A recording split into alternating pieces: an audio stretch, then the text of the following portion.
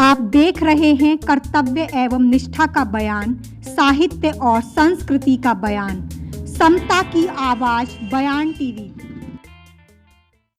आयकर आयुक्त रमेश चंद्रा द्वारा YMCA कनॉट प्लेस ऑडिटोरियम नई दिल्ली में 9 जनवरी 2021 को स्वामी अच्युतानंद हरियर पर एक कार्यक्रम हुआ।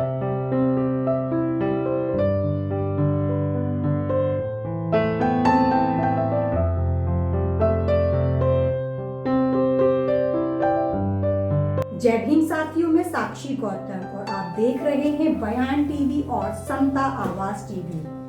आज की वीडियो में हम स्वामी अच्युतानंद हरियर के बारे में चर्चा करेंगे। कार्यक्रम में स्वामी जी के व्यक्तित्व एवं कृतित्व पर प्रकाश डालते हुए जवाहरलाल नेहरू विश्वविद्यालय के राजनीति विज्ञान विभाग से आए प्रोफेसर महेंद्र प्रताप सिंह राणा कहते हैं, दिखाएंगे वामपंथी कब से परिश्रमी। मैं तो जेएनयू का छात्र भी रहा हूं और जेएनयू का टीचर भी रहा। कब से वो हो गए क्लास स्ट्रगल। जब तक वामपंथ जेएनयू में बहुत मजबूत था, न छात्रों की सीट भरी, कभी न अध्यापकों की नियुक्ति होती थी। ये जेएनयू का ऑन रिकॉर्ड बोल रहा हूं, आपके ऑडिटोरियम में बोल रहा हूं, 50 बार आ चुका। और जहां जहां बड़े पैमाने पर आज भी मैं बता रहा हूं, देश में 3.5 करोड़ जो है आज भी दलित और जो है लोग जो है आज भी नागरिकता के लिए लड़ रहे हैं। लेकिन एक समुदाय विशेष जो बांग्लादेश ढाका से भाग करके आया, वो बंगाल के मुख्यमंत्री भी बनते हैं, एक नहीं दो बनते हैं। दूसरे लोग जो है वहां के आकर के प्रधानमंत्री भी बन जाएंगे। लेकिन यहां का मूल निवासी जब समझौता होता, समझौते की जो शर्तें होती हैं कि जितने लोग यहां से भारत वापस जा रहे हैं 47 के बाद या 71 के बाद, उन सबको भारत की नागरिकता दी जाएगी।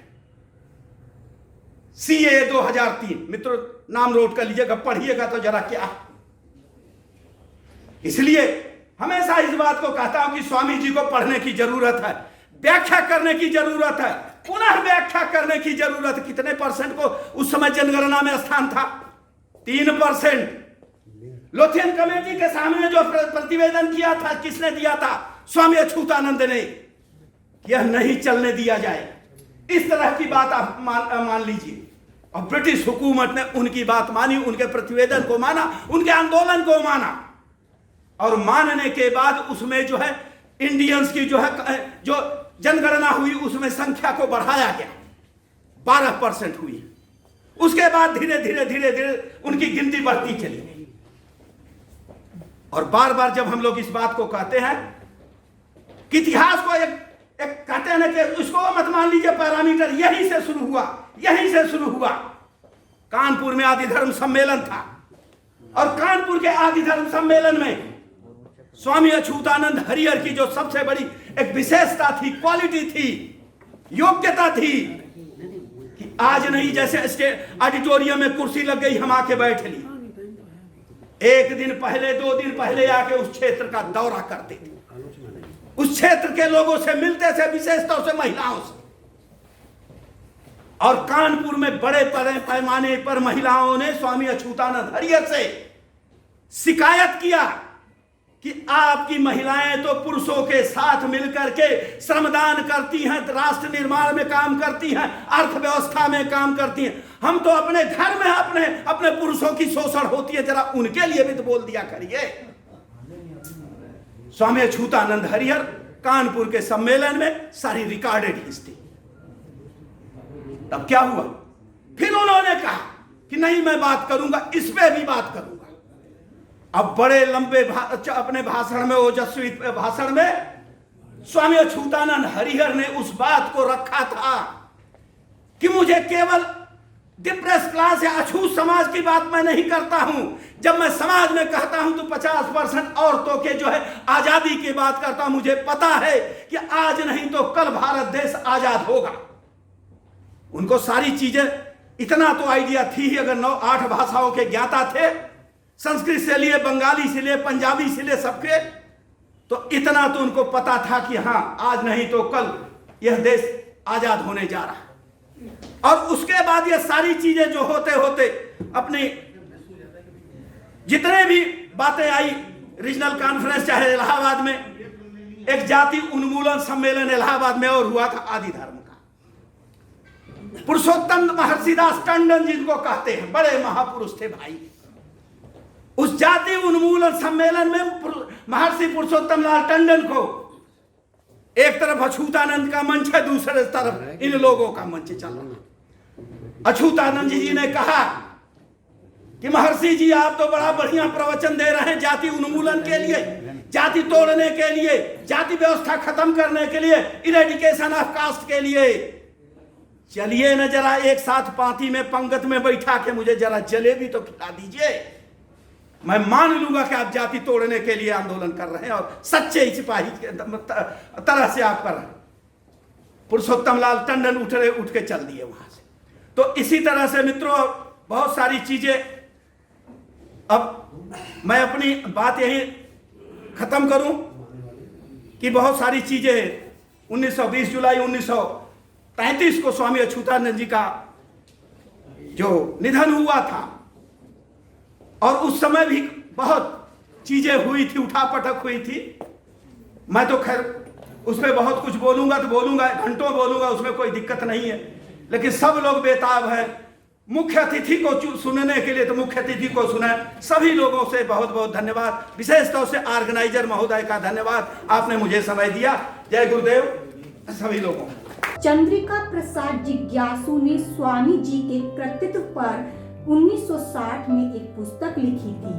इसके बाद यह पुस्तक अब पुनः हिंदू समाज सुधार कार्यालय लखनऊ से मुद्रित हुई है। पुस्तक का लोकार्पण वरिष्ठ पत्रकार उर्मिलेश ने किया।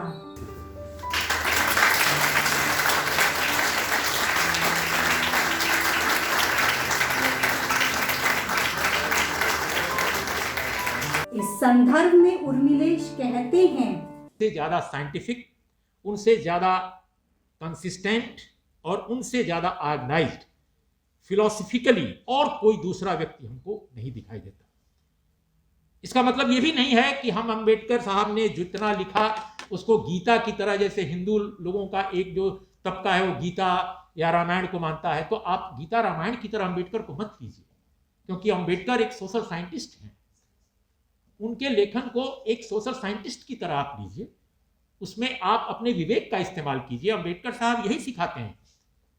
अंबेडकर साहब आपको धार्मिक होना नहीं सिखाते, अंबेडकर साहब आपको वैज्ञानिक होना नहीं सिखाते हैं।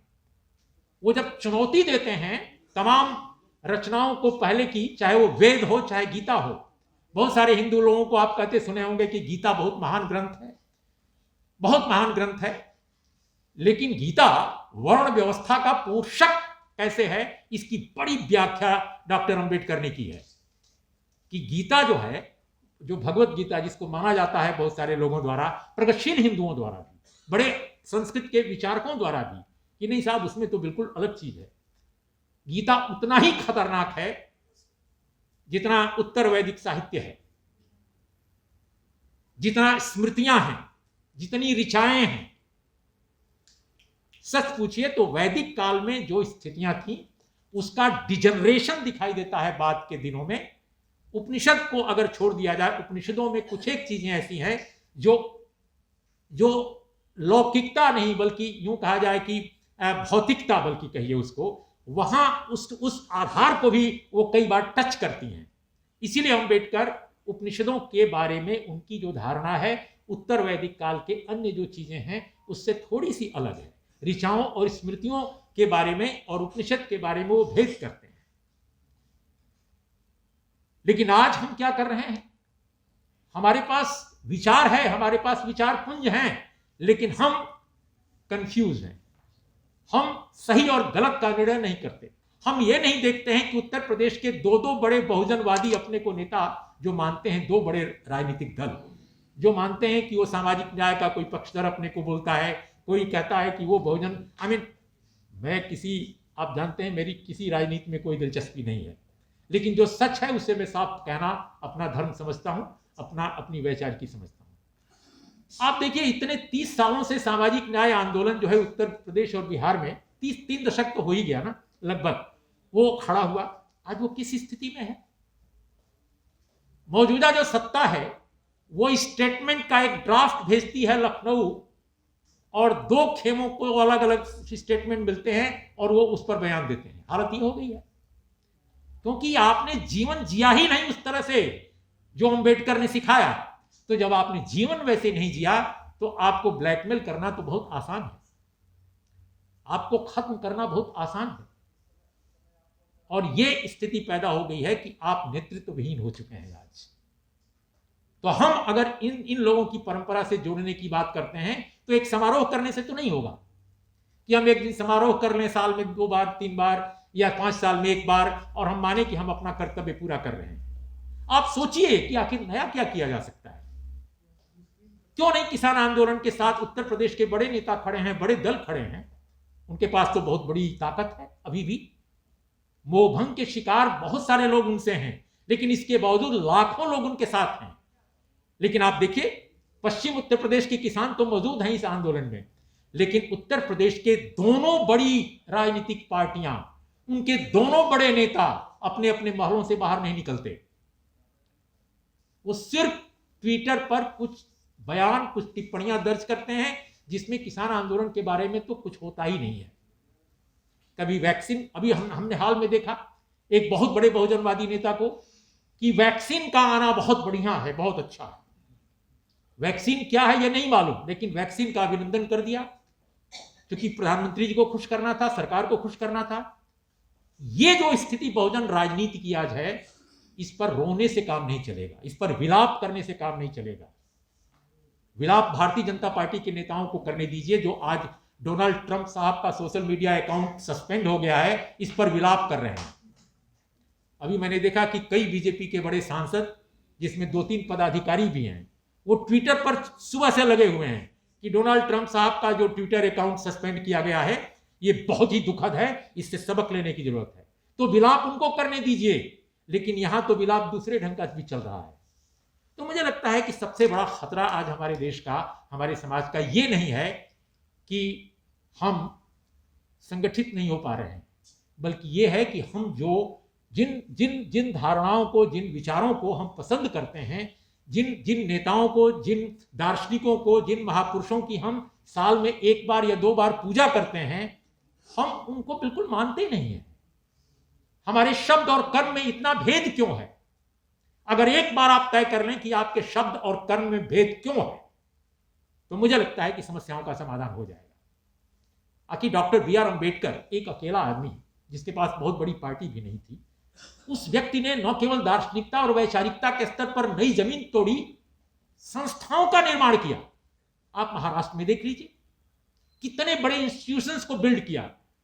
लेकिन जो बहुजन समाज के नेता, जो समाजवादी पार्टी हो, BSP हो, मैं नाम लेकर कहता हूं, इतने दिनों तक सत्ता में रहे, उन्होंने अपना एक मीडिया तक बिल्ड नहीं किया। नहीं, मैं स्वामी जी पर नहीं बोलने आया हूं।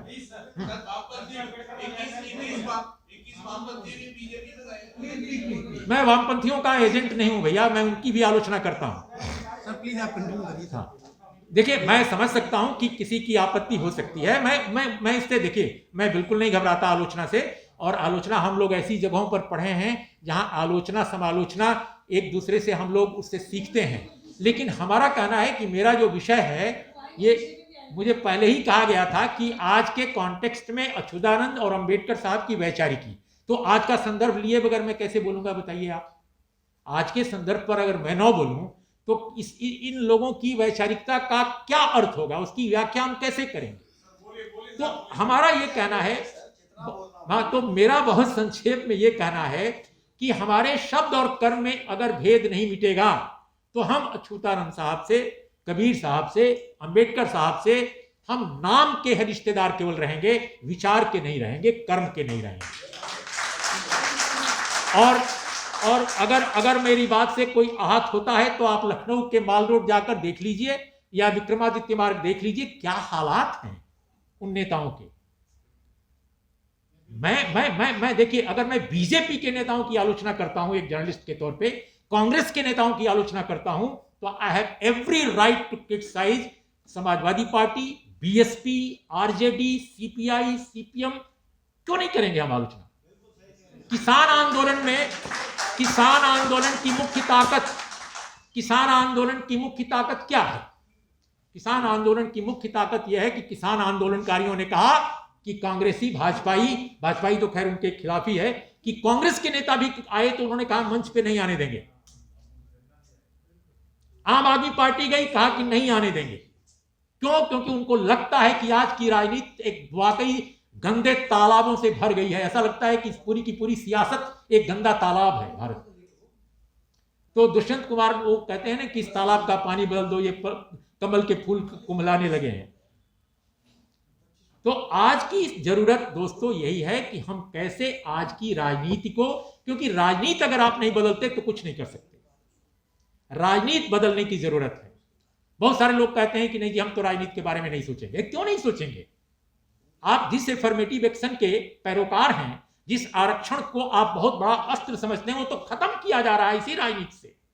तो अगर राजनीति को नहीं बदलना चाहते आप, तो यकीनन आप आत्महत्या के लिए तैयार रहिए। अपनी जनरेशन जो आने वाली हैं, आप यकीन कर रहे हैं कि रेलवे का क्या होने जा रहा है, ऑयल इंडस्ट्री का क्या होने जा रहा है, ओएनजीसी का पहले आपने देख लिया, बीपीसीएल का आप देख ही रहे हैं। कुछ बचेगा क्या इस देश में जिससे रिजर्वेशन आपके बच्चों को हो? दलित, ओबीसी से लेकर के माइनॉरिटी, कोई भी आप देख लीजिए, किसी के लिए भी क्या कोई जगह होगी? और माफ कीजिएगा, आपको अपर कास्ट के लोगों को भी समझाने की जरूरत है। उनके जो नए बच्चे आ रहे हैं, जो आज हैं, कल आएंगे, उनकी अगली भी पीढ़ियां आएंगी, इस देश में नौकरी नहीं मिलेगी। वो नॉर्वे, स्वीडन, डेनमार्क, अमेरिका और दूसरे मुल्कों में तलाश करना है, चाहे फेलोशिप तलाशें, चाहे नौकरी तलाशें। ये देश उनके लिए भी सुरक्षित नहीं रहेगा। तो जिन लोगों ने आपके, हमारे, सबके जीवन को नर्क बनाया है, उनका जीवन भी नर्क बनने वाला है। और मुझे लगता है कि उनको भी लिबरेट कराने की जरूरत है। उनको भी मुक्ति चाहिए। जो उत्पीड़न के शास्त्र के समर्थक रहे हैं, जिनको आप मनुवादी कहते रहे हैं, दरअसल उनको भी मुक्ति चाहिए। उनके घृणित विचारों से मुक्ति, उनकी मूर्खताओं से मुक्ति, उनकी लिप्साओं से मुक्ति, इतिहास के बारे में उनकी गलत धारणाओं से मुक्ति। उनको नहीं मालूम है कि जिस वर्ण व्यवस्था को वो चाहते हैं कि बनी रहे, वो स्वयं उनके लिए कितनी खतरनाक बात साबित होने जा रही है। तो दोस्तों, आज कंक्लूड अगर मैं करूं तो मैं यही कहूंगा कि वर्ण व्यवस्था के रहते हुए कोई भी धर्म वह मनुष्यता के पक्ष में नहीं खड़ा हो सकता। आप हिंदू धर्म को अगर बेहतर करने के लिए, मुझे याद है कि हमारे उत्तर प्रदेश, बिहार में कई आंदोलन ऐसे हुए, यादवों का हुआ, कुर्मियों का हुआ, कुशवाहा लोगों का हुआ, कि हम हिंदू धर्म को सुधारेंगे। कुछ ने जनेऊ पहनना शुरू किया। जनेऊ आंदोलन था, मुंगेर से लेकर के दरभंगा के बीच में बिहार में काफी जब बड़ा चला जनेऊ आंदोलन। त्रिवेणी संघ शाहाबाद, ओल्ड शाहाबाद जो बिहार का जिला है, वहां चला। उसमें भी बहुत सारे रिफॉर्म्स की बात उन लोगों ने की कि हम बेहतर हिंदू धर्म लाएंगे। अरे भाई, हिंदू धर्म में ब्राह्मणत्व जो है, जिसको आप कहेंगे जो द्विजवाद है, वो उसकी न्यूक्लियस है। और वो जो न्यूक्लियस है वो मनुस्मृति से आता है, स्मृतियों से आता है। और वो जो स्मृतियां हैं वो डिक्टेट करती हैं। तो जब वो डिक्टेट करती हैं तो आपकी मानसिकता को, चाहे आप अपर कास्ट के हैं, चाहे आप मिडिल कास्ट के हैं, चाहे आप ओबीसी के हैं, चाहे दलित के हों, आप उन्हीं को अडॉप्ट करेंगे, उन्हीं की विरासत और उन्हीं के मूल्यों को आप अडॉप्ट करेंगे। इसलिए बिल्कुल अंत में अगर मैं कहूं तो जो हिंदुत्व है उसको माइनस किए बगैर किसी भी बेहतर समाज का सपना बुना नहीं जा सकता, किसी बेहतर राजनीति की कल्पना नहीं की जा सकती। और न तो आप अच्युतानंद जी को, और न तो अंबेडकर साहब को, न तो कबीर साहब को किसी की भी परंपरा से जोड़ने का आपका दावा सही साबित होगा, सही बनेगा।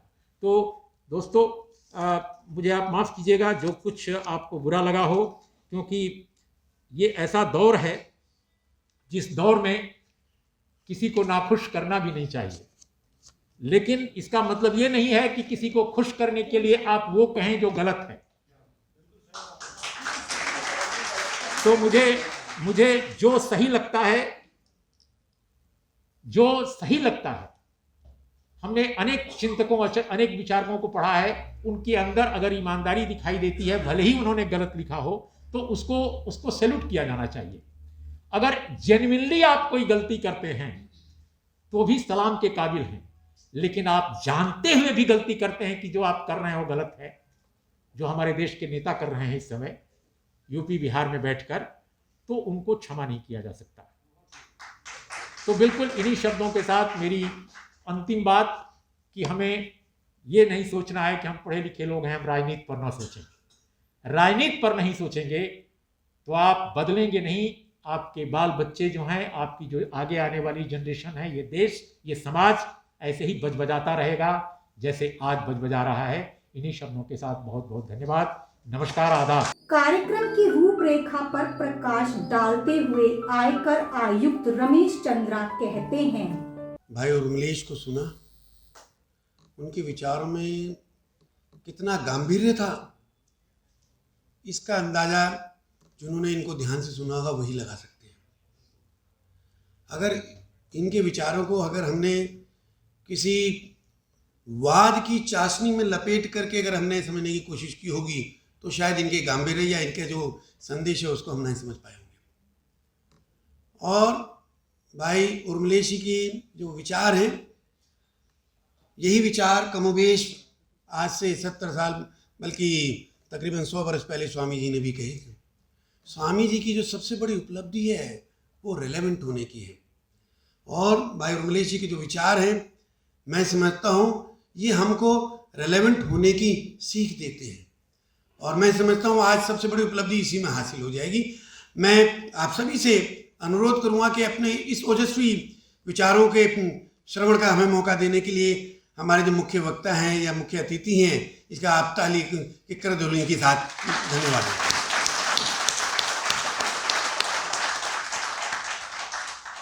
इससे पहले कि भाई विनोद जी अपना धन्यवाद ज्ञापन करें, मैं एक बात बता दूं, स्क्रीन पे हम देख रहे हैं भाई उर्मिलेश जी को भी, रवीश जी को भी।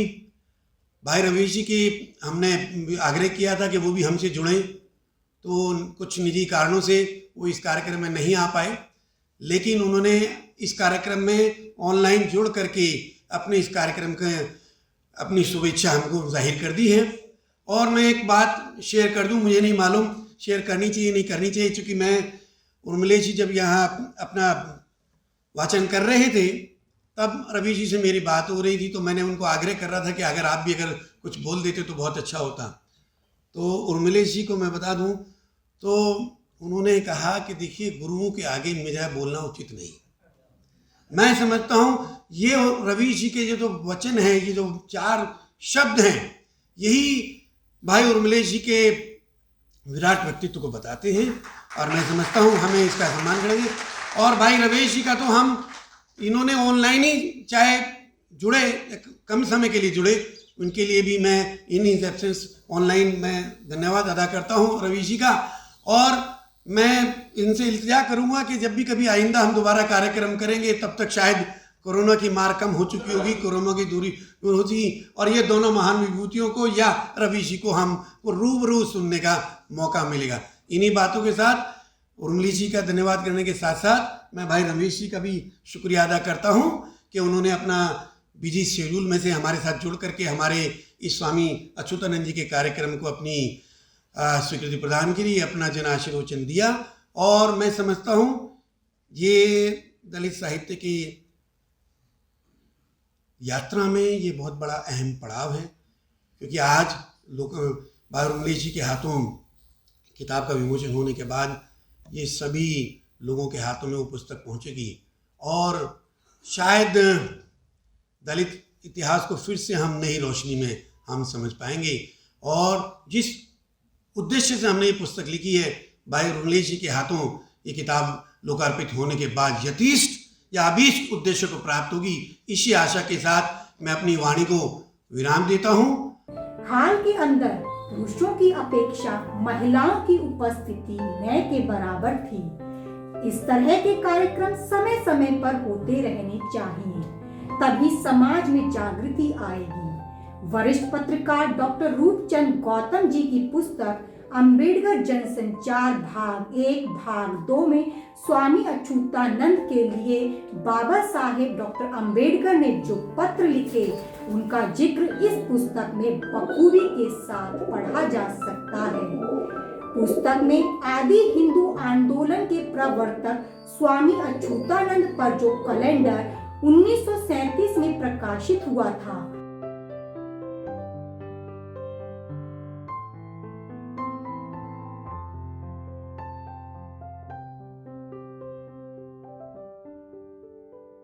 उसको भी देखा जा सकता है।